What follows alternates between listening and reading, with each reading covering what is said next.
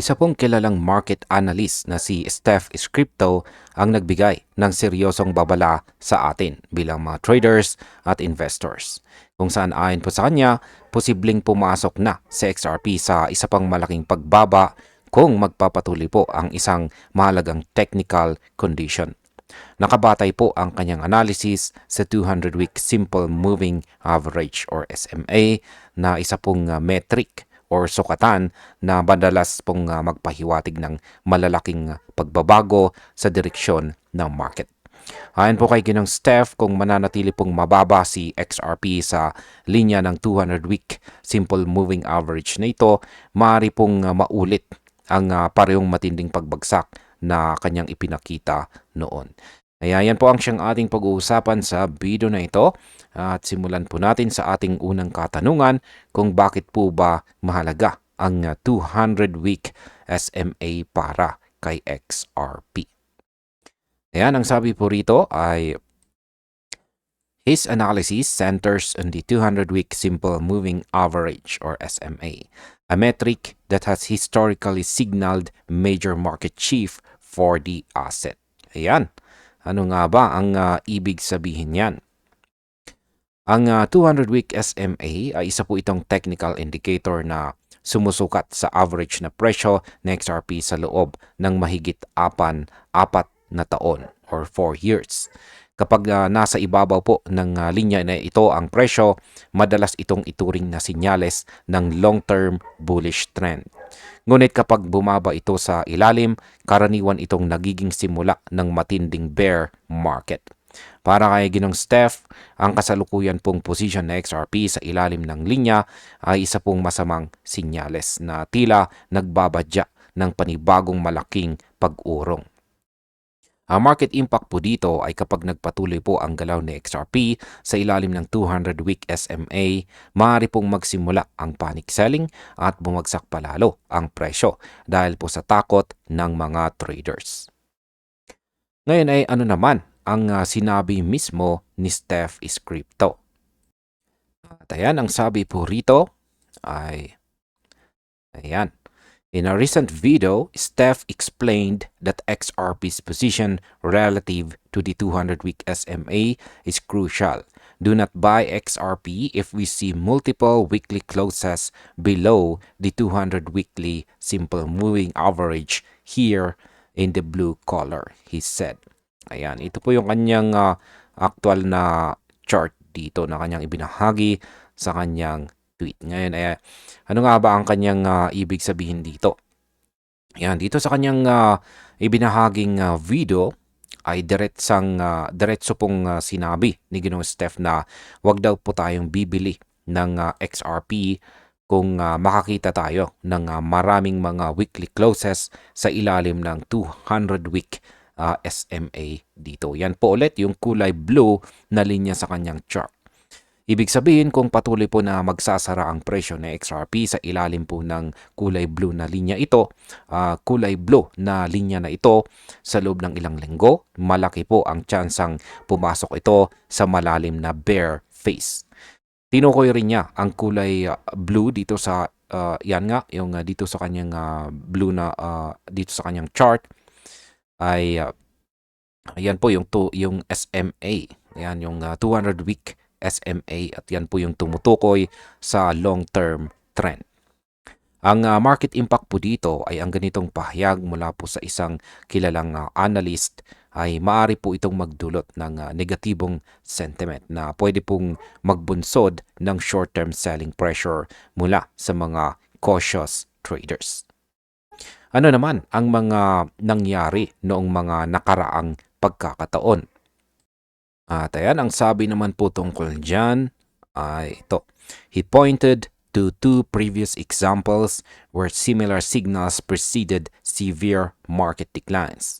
In 2018, when XRP closed two consecutive weekly candles below the 200-week SMA, it entered a sharp bear market that pushed its price down by approximately 81.13%. The same pattern repeated in 2021, leading to another 66.06% drop. Yan, paliwanag po natin yan mga ka-crypto. Ayan po kay Ginong Steph. Dalawang beses nang napatunayan ang sinyalis na ito sa kasaysayan ni XRP. Noon pong taong 2018, ng dalawang sunod na linggong ito ay nagsara po sa ilalim ng 200-week SMA at bumagsak ang presyo ng halos 81.13%. Muli po yung nangyari ito noong taong 2021 kung saan bumaba po ang presyo ng humigit kumulang 66.06%. Para kay Ginong Steph, hindi ito simpleng coincidence, kundi pattern na dapat pong bantayan natin bilang mga traders at investors. Kaya ang market impact po dito ay kung maganap po muli ang parehong pattern, posible po na ang susunod na pagbaba ng XRP ay maging kasing lalim ng nakaraan. At pwede po itong maglagay ng matinding pressure sa buong altcoin market. Ano naman po ang ibig sabihin ng pagbagsak sa ilalim ng 200-week SMA ngayon? At ang sabi po rito tungkol dyan ay Steph is Crypto noted that XRP has once again fallen below this level, suggesting that history could repeat itself if the token remains there for an extended period. Ayan, paliwanag natin po yan.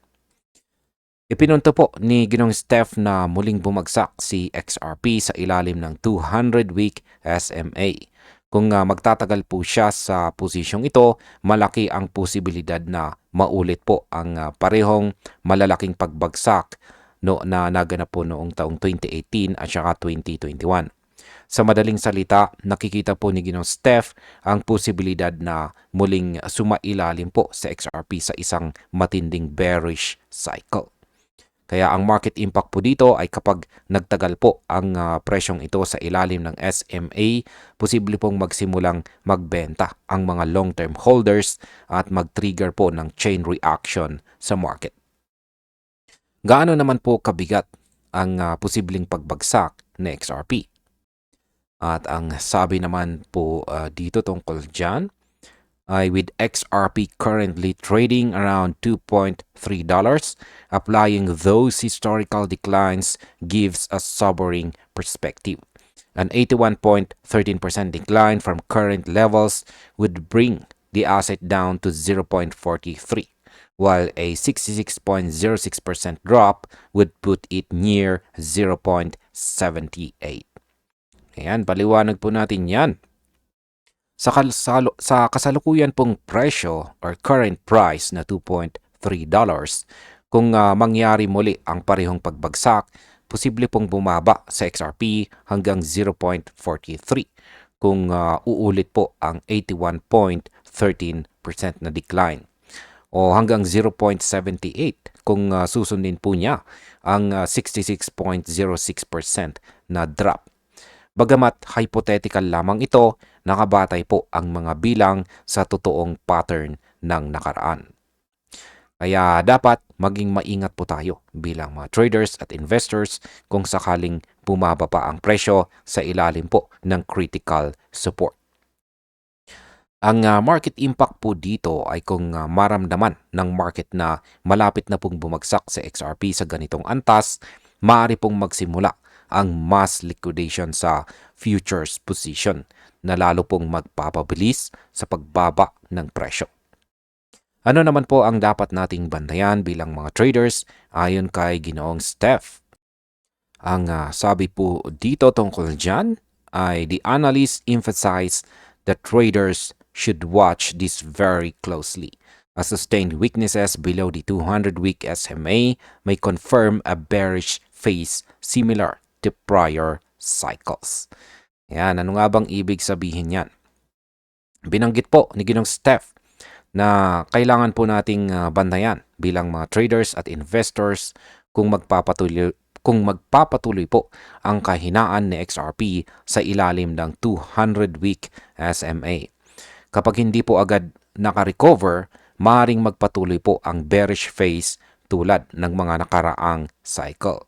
Kaya para po sa mga umaasa sa technical analysis, mahalaga pong obserbahan muna kung makakabalik po sa itaas ng linya bago muling pumasok sa market. Ang market impact po dito ay kung makita po ng mga investors na hindi po makabangon or makarecover itong si XRP, bababa po ang confidence sa market na posible pong magpabagal sa buong momentum ng altcoin sector. Ngayon ay may pag-asa pa ba sa short-term movement ni XRP? Ang sabi po rito tungkol dyan ay despite these warnings, XRP's recent performance shows some encouraging signs. The asset has climbed by almost 4% in the past 24 hours, indicating that buyers are still active and willing to support the price at current levels. Ayan, paliwanag po natin yan mga ka-crypto. Sa kabila daw po ng mga babala or warning, may konting pag-asa pa rin sa short-term movement ni XRP. Tumaas siya ng halos 4% sa loob ng huling last 24 hours. Sinyalis po na may mga buyers pa rin nagtatangkang iangat ang presyo. Ipinapakita nito na hindi pa tuluyang sumuko ang mga bulls at posibleng makakita tayo ng pansamantalang relief rally kung magpapatuloy po ang buying pressure. Ang market impact po nito ay kapag nagawang manatili ni XRP sa ganitong momentum, maaari pong magbago ang market sentiment at mapigilan ang mas malalim na pagbagsak. Sunod na tanong ay paano naman po nagbabago ang technical trend kapag may momentum? Ang sabi po rito ay technical trends can change quickly and continued climb could invalidate the bearish outlook and shift sentiment once again. Ayan, paliwanag natin po yan. Ang mga technical trend daw ay mabilis pong magbago. Kapag nagpatuloy po ang pag-akyat ng presyo, posibleng mabasura ang bearish outlook at muling bumalik ang kumpiyansa ng mga traders. Ngunit hanggat hindi pa nababasag ang 200-week SMA pataas, mananatili pong delikado ang posisyon ni XRP. Kaya ang market impact po dito ay ang mabilis na reversal ay maaari pong magdulot ng bigla ang FOMO. Kaya kung mabreak or mabasag ni XRP ang resistance, posibleng magka-short squeeze. Yan, magka-short squeeze na siyang magtutulak po ng mabilis na pump. At ayan bilang panghuli, ang aking opinion naman tungkol dito ay sa lahat po ng analysis at saka datos, malinaw po na pinapaalalahanan tayo ni Ginoong Steph dito na maging maingat dito kay XRP. Ang kanyang babala or warning ay hindi para takutin tayo, kundi para ipaalala na mahalagang unawain po ang galaw ng long-term indicators tulad ng kanyang ginamit dito na 200-week SMA. Oo, may posibilidad na bumaba pa sa XRP kung hindi po siya makarecover agad. Ngunit tandaan po natin na mabilis pong magbago ang market. Kung kaya po nating maghintay ng malinaw na confirmation bago pumasok, mas malaki po ang tsansang maiwasan natin ang matinding losses. So ngayon, ang pinakamatalino pong hakbang ay ang pagmamasid at pag-antabay sa weekly closes na ito bago tayo gumawa ng malaking galaw. At ayun, hanggang dito na lamang po tayo sa video na ito mga ka-crypto. Maraming salamat sa panunood.